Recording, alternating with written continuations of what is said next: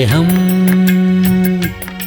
ദിവ്യസ്നേഹം, സ്നേഹം, ദിവ്യസ്നേഹം. ഇവിടെ പൗലോസിന്റെ പ്രസംഗത്തിന്റെ സാരാംശത്തെ 25 വാക്യം നോക്കൂ. എന്നാൽ അവൻ നീതി, ഇന്ദ്രിയ ജയം, വരുവാനുള്ള ന്യായവിധി എന്നിവയെക്കുറിച്ച് സംസാരിക്കുമ്പോൾ എന്താണ് പൗലോസിന്റെ പ്രസംഗത്തിൽ ഉള്ളത്? സൗഖ്യങ്ങളെക്കുറിച്ചും ലാഭത്തെക്കുറിച്ചും നന്മകളെക്കുറിച്ചും എന്നാണോ? എന്താണ് പറയുന്നത്? നീതിയെക്കുറിച്ചും ഇന്ദ്രിയ ജയത്തെക്കുറിച്ചും ന്യായവിധിയെക്കുറിച്ചും പ്രസംഗത്തിലൂടെ ദൈവത്തിന്റെ നീതിയെ വെളിപ്പെടുത്തണം. മനുഷ്യൻ സ്വനീതി കൊണ്ട് നിറഞ്ഞിരിക്കുന്നു.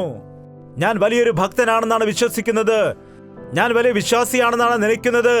ആ പരീശൻ ആലയത്തിലേക്ക് പോയി പ്രാർത്ഥിക്കുകയാണ്, ദൈവമേ, ഞാൻ ചുങ്കക്കാരനെ പോലെയല്ല, ഞാൻ പാപികളെ പോലെയല്ല, ഞാൻ അവനെ പോലെയല്ല, ഇവനെ പോലെയല്ല, ഇതാ ഈ ചുങ്കക്കാരനെ പോലെയല്ല, ഞാൻ അവനെ പോലെ അല്ലാത്തതിനാൽ നിനക്ക് സ്തോത്രം, സ്തോത്രം, സ്തോത്രം. ആഴ്ചയിൽ 2 ദിവസം ഞാൻ ഉപവാസം ഇരിക്കുന്നുണ്ട്, എന്റെ ദശാംശം ഞാൻ നിനക്ക് നൽകുന്നുണ്ട്. എന്താണ്? ദൈവത്തിനാണ് ദശാംശം കൊടുക്കുന്നത്. ദശാംശം ആരുടേതാണ്? ആർക്കുള്ളതാണ്? ദൈവത്തിന്റെ സ്വത്ത് ദൈവത്തിന് കൊടുത്തിട്ട് പിന്നെന്താണ് പറയുന്നത്? ഇങ്ങനെ വന്ന് ചില ആളുകൾ ദശാംശം കൊണ്ടുവന്ന് കവറിൽ കൊണ്ട് അവിടെ കൊണ്ട് കൊടുക്കില്ല. ദശാംശമാണെന്ന് പറഞ്ഞിട്ട് ഫാൻ വാങ്ങിച്ചു കൊണ്ട് കൊടുക്കും. ഫാൻ ദൈവത്തിന്റെ നാമത്തിൽ കൊടുക്കുന്നതിന് പകരമായി നമുക്ക് പേര് കിട്ടുന്നതിന് വേണ്ടി നാം എന്തെങ്കിലുമൊക്കെ ചെയ്തു കൂട്ടുന്നതല്ല. അവന്റെ സ്വത്താണത്, അവനത് നാം കൊടുക്കേണ്ടതാകുന്നു. അത് അവനുള്ളതാണ്. എന്നാൽ ഇവനെന്താണ് പറയുന്നത്? ഞാൻ ദശാംശം കൊടുക്കുന്നു, ഞാൻ കള്ളം പറയുന്നില്ല, ഞാൻ ഉപവാസം ഇരിക്കുന്നു, അതുകൊണ്ട് നിനക്ക് സ്തോത്രം എന്ന് പറഞ്ഞിങ്ങനെ പാട്ട കൊട്ടുകയാണ്. അടുത്തൊരു ചുങ്കക്കാരൻ ചെന്നു. ആകാശത്തിലേക്ക് കണ്ണുകൾ ഉയർത്തുവാൻ പോലും അവന് ധൈര്യമില്ലാതെ അവൻ നെഞ്ചത്തടിച്ച് നിലവിളിച്ചുകൊണ്ട്, കർത്താവേ, പാപിയായ എന്നോട് കരുണ തോന്നണമേ. ഒരേ ഒരു പ്രാർത്ഥന, ഒരു ചെറിയ ബിറ്റ് മാത്രം, പാപിയായ എന്നോട് കരുണ തോന്നണമേ എന്ന ചെറിയൊരു പ്രാർത്ഥന. പരീശനേക്കാൾ ചുങ്കക്കാരൻ നീതിമാനായി മാറപ്പെട്ട് ഭവനത്തിലേക്ക് പോയി. എന്താണ്? നീതിയെ, ദൈവത്തിന്റെ നീതിയെ നോക്കുമ്പോൾ, ദൈവത്തിന്റെ വെളിച്ചത്തെ നോക്കുമ്പോൾ, ദൈവത്തിന്റെ വിശുദ്ധിയെക്കുറിച്ച് നാം അറിയുന്നതായ സമയത്ത് നാം എത്രമാത്രം പ്രസംഗങ്ങൾ ചെയ്താലും, എത്രമാത്രം ദൈവവേല ചെയ്താലും, എത്ര നീതി പ്രവർത്തികൾ നാം ചെയ്തെന്നാലും, എത്ര ആത്മകാര്യങ്ങൾ നാം ചെയ്താലും, എത്ര സൗഖ്യങ്ങൾ ചെയ്താലും, യേശുക്രിസ്തുവിന്റെ മുൻപിൽ നിൽക്കുമ്പോൾ ഞാൻ ഒന്നുമില്ലാത്തവനാണ്. യോഹന്നാനോട് ചോദിച്ചു, യോഹന്നാനേ, നീ ആരാകുന്നു? സ്നാപക യോഹന്നാനോട് ചോദിച്ചു, നീ ആരാണ്? ഏലിയാവാകുന്നോ നീ? മിശിഹായാകുന്നുവോ? ഞാനല്ല. ഏലിയാവാകുന്നുവോ? ഞാനല്ല. പ്രവാചകനാകുന്നുവോ? ഞാനല്ല. നീ ആരാകുന്നു? ഞാനൊരു വാക്കാകുന്നു. ഞാനൊരു വാക്ക് മാത്രമാകുന്നു. ആ വാക്കിനെ നിങ്ങൾക്ക് കാണാൻ കഴിയില്ല. എന്താണ്? അത്ര വലിയ പ്രവാചകനാണ്. ഒരുപാട് ജനങ്ങൾ കൂട്ടമായി അവന്റെ അടുക്കൽ വന്നു. 6 മാസമേ അവൻ ദൈവത്തിന്റെ സേവ ചെയ്തുള്ളൂ. അവൻ അവസാനം രക്തസാക്ഷിയായി. അവൻ തന്നെത്താൻ ഉയർത്തിയില്ല, തന്നെത്താൻ താഴ്ത്തുകയത്ര ചെയ്തത്. ഒരു വ്യക്തി ദൈവത്തിന്റെ നീതിയെക്കുറിച്ച് പ്രസംഗിക്കുന്ന സമയത്ത് താൻ എങ്ങനെയുള്ള വ്യക്തിയാണെന്ന് അവന് മനസ്സിലാക്കാൻ കഴിയും. ദൈവത്തിന്റെ നീതിയെക്കുറിച്ച് പ്രസംഗിക്കാത്ത പ്രസംഗങ്ങളിൽ ദൈവത്തിന്റെ ശക്തി കാണുകയില്ല, ദൈവത്തിന്റെ ബലം കാണുകയില്ല. നമ്മുടെ നീതി അത് എങ്ങനെയുള്ളതാണെന്ന് പറയാമോ? നമ്മുടെ നീതി കറപുരണ്ട തുണി പോലെയാണെന്നാണ് പറയുന്നത്. നമ്മുടെ നീതി എന്ന് പറഞ്ഞാൽ നാം പറയുമ്പോൾ, ഞാൻ കള്ളം പറയത്തില്ല, ഞാൻ സിനിമ കാണില്ല, ഞാൻ അവിടെ പോകത്തില്ല, ഞാൻ സിഗരറ്റ് വലിക്കില്ല, മോഷണം നടത്തുകയില്ല, ഞാൻ വ്യഭിചാരം ചെയ്യത്തില്ല, ചിച്ചിച്ചി അങ്ങനെയുള്ള കാര്യങ്ങൾക്കൊന്നും ഞാൻ പോവുകയില്ല, ഞാൻ തെറ്റുകളൊന്നും ചെയ്യത്തില്ല, ഞാൻ സഭയിൽ പോകും, ഞാൻ ആരാധന നടത്തും, ഞാൻ വർഷിപ്പ് നടത്തും, ഞാൻ കാണിക്ക കൊടുക്കും. ഇതെല്ലാം എങ്ങനെയുള്ള കാര്യങ്ങളാണ്?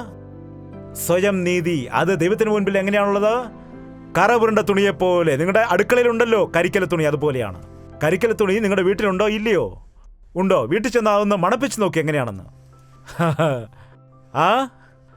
കഞ്ഞിവെള്ളം വീണ്, സാമ്പാർ വീണ്, കരിയൊക്കെ പുരണ്ട് ഒരു വല്ലാത്ത വാസനയായിരിക്കും ആ തുണിക്കുണ്ടായിരിക്കുന്നത്. പണ്ട് കാലത്താണെങ്കിൽ കരിക്കലത്തിന്റെ കരിയൊക്കെ പിടിച്ച്, ഒരുപാട് കരി പിടിച്ച് വല്ലാത്ത ഒരു ദുർഗന്ധമുണ്ടായിരിക്കും. നമ്മുടെ നീതി എല്ലാം ദൈവത്തിന് മുൻപിൽ ഈ കരിക്കല തുണി പോലെയാകുന്നു. നീ എന്തോ വലിയ കാര്യം പോലെ പറയുകയാണ് നിന്റെ നീതിയെക്കുറിച്ച്. എന്നാൽ ഈ സ്വനീതി എന്നത് കറപുരണ്ട തുണിയെപ്പോലെയാണ്. ദൈവത്തിന്റെ നീതി അത് വിശുദ്ധമായതാണ്. ഒരു വ്യക്തിയുടെ ജീവിതത്തിൽ ദൈവത്തിന്റെ നീതി ഉണ്ടായിരിക്കുമ്പോൾ സത്യസന്ധതയോടെ ആയിരിക്കും. മോഷണം ചെയ്യത്തില്ല, കള്ളം പറയില്ല, മറ്റുള്ളവർക്ക് ദോഷം ചെയ്യുകയില്ല. ദൈവത്തിന്റെ ഹിതം മനസ്സിലാക്കും. ദൈവത്തിന്റെ നാമത്തെ അറിഞ്ഞ് ദൈവത്തിന്റെ നാമത്തിന് വേണ്ടി വളരും. ഈ ദൈവത്തിന്റെ നീതി നീതിമാൻ ആരുമില്ല, എല്ലാവരും പാപം ചെയ്തിട്ട് ദൈവത്തിന്റെ തേജസ് നഷ്ടപ്പെടുത്തിയിരിക്കുന്നു. ശ്രദ്ധിക്കുക, യേശുക്രിസ്തു നമുക്ക് വേണ്ടി നീതിയായി മാറി, നമുക്ക് വേണ്ടി തന്റെ പ്രാണനെ കൊടുത്ത്, നമുക്ക് വേണ്ടി യാഗമായി തീർന്ന്, അശുദ്ധരായിരുന്ന നമ്മളെ, പാപികളായിരുന്ന നമ്മളെ നീതിമാന്മാരായിട്ട് അവൻ ക്രൂശിൽ തീർക്കാനിടയായി. കൊരിന്ത്യർക്കെഴുതിയ 1-ാം ലേഖനം 6-ാം അധ്യായം 9-ാം വാക്യം മുതൽ വായിക്കുന്നു. അന്യായം ചെയ്യുന്നവൻ ദൈവരാജ്യം അവകാശമാക്കുകയില്ല എന്ന് നിങ്ങൾ അറിയുന്നില്ലയോ? നിങ്ങളെ തന്നെ വഞ്ചിക്കാതിരിപ്പിൻ. ദുർനടപ്പുകാർ, വിഗ്രഹാരാധികൾ, വ്യഭിചാരികൾ, സ്വയഭോഗികൾ, പുരുഷകാമികൾ, കള്ളന്മാർ, അത്യാഗ്രഹികൾ, മദ്യപന്മാർ, വാവിഷ്ണക്കാർ, പിടിച്ചുപറിക്കാർ എന്നിവർ ദൈവരാജ്യം അവകാശം ആക്കുകയില്ല. വലിയൊരു ലിസ്റ്റ് ഉണ്ട് ഇവിടെ. ദുർനടപ്പുകാർ, വിഗ്രഹാരാധികൾ, വ്യഭിചാരികൾ, സ്വയഭോഗികൾ, പുരുഷകാമികൾ, കള്ളന്മാർ, അത്യാഗ്രഹികൾ, മദ്യപന്മാർ, വാവിഷ്ണക്കാർ. ഈ കാലത്ത് ഇങ്ങനെയുള്ള പാപം ദിനംതോറും വർദ്ധിക്കുന്നത് കാണാം. കോളേജിൽ പഠിക്കുന്ന കുട്ടികളാണെങ്കിൽ ആൺകുട്ടികൾ ആൺകുട്ടികളെയും പെൺകുട്ടികൾ പെൺകുട്ടികളെയും വിവാഹം കഴിക്കുന്നത് കാണുന്നുണ്ട്. എന്തൊരു നീതിയാണത്! അത് ദൈവത്തിന്റെ നീതിയാണോ? ദൈവം ഓരോ പുരുഷനെയും പുരുഷനായിട്ടും ഓരോ സ്ത്രീയെയും സ്ത്രീയായിട്ടുമാണ് സൃഷ്ടിച്ചത്. സ്ത്രീ പുരുഷന്റെ വേഷം ഇടാൻ പാടില്ലെന്നും പുരുഷൻ സ്ത്രീയുടെ വേഷം ഇടാൻ പാടില്ലെന്നും ലേഖനങ്ങളിലും പഴയ നിയമപുസ്തകത്തിലും പറയുന്നുണ്ട്. ഈ കാലത്ത് നോക്കിയാൽ താറുമാറായി പോയതായ ലൈംഗിക ജീവിതം, അഫെക്ഷൻ, താറുമാറായി പോയ പാപങ്ങൾ, ഇതെല്ലാം മനുഷ്യർ നിറഞ്ഞിട്ട് ഞങ്ങൾ തെറ്റുകൾ ചെയ്യുന്നില്ല, ഞങ്ങൾക്ക് ഞങ്ങളുടെ അവകാശം വേണം എന്ന് ഈ കാലത്ത് പറയുന്നവരുണ്ട്. എന്നാൽ ദൈവത്തിന്റെ വചനം പറയുന്നു, ദൈവം യഥാർത്ഥമായി സൃഷ്ടിച്ചതിനെ മനുഷ്യൻ തകർത്തു കളഞ്ഞിരിക്കുകയാണ്, നശിപ്പിച്ചു കളഞ്ഞു. അതിൽ നീതിയില്ല. ഞങ്ങൾ വ്യഭിചാരം ചെയ്യുന്നില്ല എന്നവർ പറയുന്നു. വ്യഭിചാരം ചെയ്യരുത് എന്ന് നിങ്ങൾ കേട്ടിട്ടുണ്ടല്ലോ. ഞാൻ നിങ്ങളോട് പറയുന്നത് എന്തെന്നാൽ, മുഖത്തോടുകൂടി ഒരു സ്ത്രീയെ നോക്കുന്ന ഏവനും ഹൃദയത്തിൽ ആ വ്യക്തിയുമായിട്ട് വ്യഭിചാരം ചെയ്യുന്നു. നീ വ്യഭിചാരം ക്രിയയിൽ ചെയ്യുന്നില്ല എങ്കിലും നീ പാപം ചെയ്യുന്നു എന്നത് ദൈവത്തിന്റെ വചനങ്ങൾ, യേശുവിന്റെ വാക്കുകൾ കേൾക്കുമ്പോൾ നമുക്ക് മനസ്സിലാക്കുവാൻ കഴിയും. അല്ലെങ്കിൽ ഞാൻ പാപമൊന്നും ചെയ്യുന്നില്ലല്ലോ എന്ന് പറയും. ഞാൻ ആർക്കും ദോഷം ചെയ്യുന്നില്ലല്ലോ, ഞാൻ ആരെയും കൊന്നിട്ടില്ലല്ലോ എന്നൊക്കെ പറയുന്നു. എന്താണ്? കൊലപാതകം ചെയ്യുവാൻ പാടില്ലെന്ന് നിങ്ങൾക്കറിയാമല്ലോ. ഞാൻ നിങ്ങളോട് പറയുന്നത്, സ്വന്തം സഹോദരനെ ദ്രോഹി എന്ന് വിളിക്കുന്നവൻ നരക അഗ്നിക്ക് യോഗ്യനാണ്. നോക്കൂ, നാം സ്വനീതി കൊണ്ട് നിറയുമ്പോൾ നമ്മുടെ പാപങ്ങളെല്ലാം വിശുദ്ധമായതാണെന്ന് തോന്നും. എന്നാൽ ദൈവത്തിന്റെ നീതിയുടെ മുൻപിൽ നാം നിൽക്കുമ്പോൾ നാം എത്ര നീചമായ കാര്യങ്ങൾ ചെയ്യുന്നുവെന്ന് നമുക്ക് മനസ്സിലാക്കാം. നമ്മെക്കുറിച്ച് നമുക്ക് തിരിച്ചറിയാൻ കഴിയും. നിങ്ങളും ചിലർ ഈ വകക്കാരായിരുന്നു. എങ്കിലും നിങ്ങൾ കർത്താവായ യേശുക്രിസ്തുവിന്റെ നാമത്തിലും നമ്മുടെ ദൈവത്തിന്റെ ആത്മാവിനാലും നിങ്ങളെ തന്നെ കഴുകി ശുദ്ധീകരണവും നീതീകരണവും പ്രാപിച്ചിരിക്കുന്നു. ഞാൻ മോഷണം ചെയ്തുകൊണ്ട് അങ്ങനെ തന്നെ ആയിരിക്കും. ഞാൻ വ്യഭിചാരം ചെയ്തുകൊണ്ട് അങ്ങനെ തന്നെ ഇനിയും തുടരും. ഞാൻ മദ്യപിക്കാനിടയായി, അതുകൊണ്ട് ഞാൻ മദ്യപാനിയെ തന്നെ ഇരിക്കും എന്ന് പറയേണ്ടതായ ആവശ്യം ഇല്ല. നീ വീണ് കിടക്കുന്നിടത്ത് നിന്ന് നിന്നെ എഴുന്നേൽപ്പിക്കാൻ ദൈവം ഒരുക്കത്തോടെ ആയിരിക്കുന്നു. അനേകം വിശ്വാസികൾ ഒരു കാലത്ത് നന്നായി ജീവിച്ചവർ ഇന്ന് പല യൗവനക്കാരും എൻ്റെ അടുക്കൽ വന്ന് പറയാറുണ്ട്, എന്താണ് മോനെ ഇപ്പോൾ മീറ്റിങ്ങിലൊന്നും കാണുന്നില്ലല്ലോ എന്ന് ചോദിച്ചാൽ, വീണുപോയി ബ്രദർ എന്ന് പറയും. വീണുപോയോ? നിങ്ങൾ എപ്പോഴെങ്കിലും വീണിട്ടുണ്ടോ? റോഡിൽ പോയി വീണിട്ടുണ്ടോ? നിങ്ങൾ പറയൂ. വീഴുമ്പോൾ എന്ത് ചെയ്യും? ഒരു വർഷം അവിടെ കിടക്കുമോ? നിങ്ങൾക്കറിയാമോ ഇല്ലയോ, ഓട്ടോമാറ്റിക്കായിട്ട് ദൈവം നമുക്കൊരു ശക്തി നൽകിയിട്ടുണ്ട്. നാം എത്ര വേഗത്തിലാണ് താഴേക്ക് വീഴുന്നത്, അതിനേക്കാൾ വേഗത്തിൽ നാം എഴുന്നേൽക്കാനിടയാകും. കാലൊടിഞ്ഞാലും ചാടി എഴുന്നേൽക്കും. അപ്പോൾ മനസ്സിലാകത്തെ പിന്നീടാണ് വേദന അറിയുന്നത്. രക്തം ഒഴുകിയാലും നാം ചാടി എഴുന്നേൽക്കാനിടയാകും. അത്തരമൊരു ശക്തി ദൈവം നമുക്ക് നൽകിയിട്ടുണ്ട്. അതുപോലെ പാപത്തിൽ വീണ വ്യക്തിക്കും 3 മാസം വരുമ്പോൾ എഴുന്നേൽക്കാൻ, ഉടനെ എഴുന്നേൽക്കാൻ കഴിയും. വീണവനെ എഴുന്നേൽപ്പിക്കുന്ന ദൈവമാണവൻ. ഞാൻ പാപത്തിൽ വീണതുകൊണ്ട് ഞാൻ അങ്ങനെ തന്നെ ജീവിക്കുമെന്ന് പറയേണ്ട കാര്യമില്ല. നിന്നെ നീതിമാനാക്കാൻ വേണ്ടി നിനക്ക് വേണ്ടി രക്തം നൽകിയ ദൈവമാണവൻ. അവന്റെ രക്തത്തിൽ നീ കഴുകപ്പെടുമ്പോൾ നിന്റെ ജീവിതത്തിൽ ഒരു മാർക്കും അടയാളവും കറയുമില്ലാതെ പുതിയ സൃഷ്ടിയായി നിന്നെ മാറ്റുവാൻ കഴിയുന്ന ദൈവമാണവൻ. ഒരുപക്ഷെ അബദ്ധത്തിൽ നിങ്ങൾ പാപത്തിൽ വീഴുകയാണെങ്കിൽ, നിങ്ങൾ അറിയാതെ വീഴുകയാണെങ്കിൽ, അറിഞ്ഞുകൊണ്ട് വീണാലും എഴുന്നേൽക്കൂ. നിങ്ങൾ എഴുന്നേൽക്കൂ. യേശുക്രിസ്തുവിന്റെ നീതി നമ്മെ തള്ളിക്കളയാൻ വേണ്ടിയുള്ളതല്ല, അവന്റെ നീതി നമ്മെ വിശുദ്ധീകരിക്കുന്നതിന് വേണ്ടിയുള്ളതാണ്. നമ്മെ വിശുദ്ധീകരിക്കാൻ വേണ്ടിയാണ് ഈ ലോകത്തിലേക്ക് അവൻ ഇറങ്ങി വന്നത്. പാപം അറിയാത്ത അവൻ നമുക്ക് വേണ്ടി പാപിയായി നമുക്ക് വേണ്ടിയുള്ള നീതിയെ യാഗത്തിൽ കൂടി, ക്രൂശിലെ യാഗത്തിൽ കൂടി നേടിത്തരുവാനിടയായി. യേശുക്രിസ്തുവിന്റെ നാമത്തിൽ നീ നീതിയുള്ളവരായിട്ട് മാറുവാൻ കഴിയുന്നതാണ്. നിങ്ങൾ ബൈബിളിൽ നോക്കൂ. യേശുക്രിസ്തു കള്ളന്മാരെ മാറ്റി, പിശാചിനാൽ ദണ്ഡിപ്പിക്കുന്നവരെ വിടുവിച്ച് പുതിയ സൃഷ്ടികളാക്കി മാറ്റിയെടുക്കാനിടയായി. 7 ഭൂതത്താൽ ബാധിച്ചതായ മഗ്ദലക്കാരത്തി മറിയെ വിടുവിച്ച് ദൈവത്തിന്റെ ദാസിയാക്കി മാറ്റി. ഈ കാലത്തും ഒരുപാട് പേർ തങ്ങളുടെ ജീവിതത്തെ മാറ്റിയെടുത്തുകൊണ്ട് കർത്താവിലേക്ക് തിരിയുന്നുണ്ട്. നിന്നെ നീ നോക്കുന്ന സമയത്ത് നീ എത്രമാത്രം അശുദ്ധനാണെന്ന് നിനക്ക് മനസ്സിലാക്കാൻ കഴിയും. നീ കർത്താവിലേക്ക് നോക്കുമ്പോൾ അവൻ എത്ര നീതിമാനാണെന്നും അറിയാൻ കഴിയും. അവൻ നിനക്ക് വേണ്ടി ചെയ്ത യാഗത്തെ നീ അംഗീകരിക്കുന്ന സമയത്ത് നീയും നീതിമാനായിട്ട് മാറുവാനിടയാകും. ഇന്ന് ഇവിടെ നിന്ന് നീതിമാന്മാരായിട്ട് നിങ്ങൾ തിരിച്ചു പോകണം. നിങ്ങളുടെ പാപങ്ങൾ ഉപേക്ഷിച്ചിട്ട് നിങ്ങൾ പോകണം. വീണ്ടും പാപം നിറഞ്ഞ ജീവിതത്തിലേക്ക് പോകരുത്. ഈ ദിവസം ദൈവം നിന്നെ ഇവിടെ കൂട്ടിവരുത്തിയിരിക്കുന്നു. അവന്റെ രക്തത്തിൽ നിന്നെ കഴുകാനാണ്. അവന്റെ ആത്മാവിന്റെ പ്രവൃത്തി നിന്നിൽ ചെയ്യാനാണ്. എല്ലാവർക്കും എഴുന്നേറ്റ് നിൽക്കാം, നമുക്ക് പ്രാർത്ഥിക്കാം. പരിശുദ്ധാത്മാവ് അത്ഭുത കാര്യങ്ങൾ ചെയ്യാൻ ആഗ്രഹിക്കുന്നു. നിന്നെ നീതിമാനായി മാറ്റുവാൻ വേണ്ടി ദൈവം ആഗ്രഹിക്കുകയാണ്.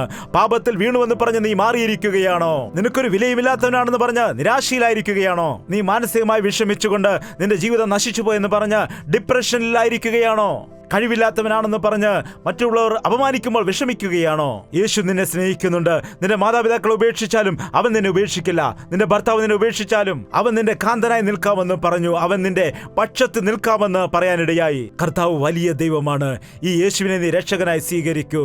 പരിശുദ്ധനായ സ്വർഗീയ നല്ല പിതാവേ, ഞങ്ങളുടെ നിലവിളി കേൾക്കണമേ ദൈവമേ. ഞങ്ങളുടെ പ്രാർത്ഥന കേൾക്കണമേ. ഞങ്ങളുടെ കണ്ണുനീരിനെ കാണണമേ. ഞങ്ങളുടെ ഹൃദയങ്ങൾ നിന്നിലേക്ക് സമർപ്പിക്കുന്നു. ഞങ്ങളുടെ ഹൃദയങ്ങളിലേക്ക് നിന്റെ പരിശുദ്ധാത്മാവിനെ പ്രവഹിപ്പിക്കുമാറാകണമേ. നശിച്ചു പോകുന്ന ആത്മാക്കളെ നിത്യനരകത്തിലേക്ക് പോകുവാൻ വേഗതയോടെ ചുവടുവയ്ക്കുന്നവരെ യേശുവിലേക്ക് മാറ്റുവാനുള്ള കൃപ ഞങ്ങൾക്കെല്ലാവർക്കും നൽകുമാറാകണമെന്ന്, പരിശുദ്ധാത്മാവിന്റെ പ്രവൃത്തികൾ ഞങ്ങളുടെ ജീവിതത്തിൽ നിറവേറ്റണമെന്ന് യേശു ക്രിസ്തുവിന്റെ നാമത്തിൽ അപേക്ഷിക്കുന്നു പിതാവേ. ആമേൻ.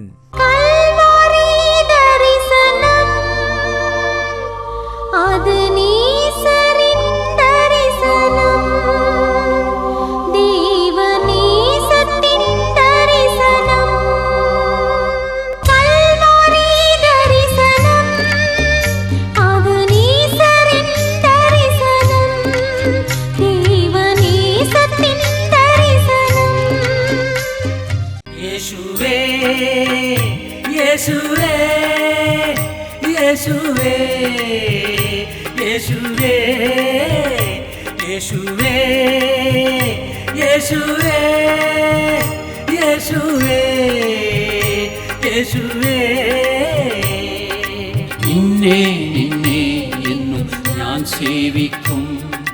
നീ മാത്രം രാജാവെന്നും.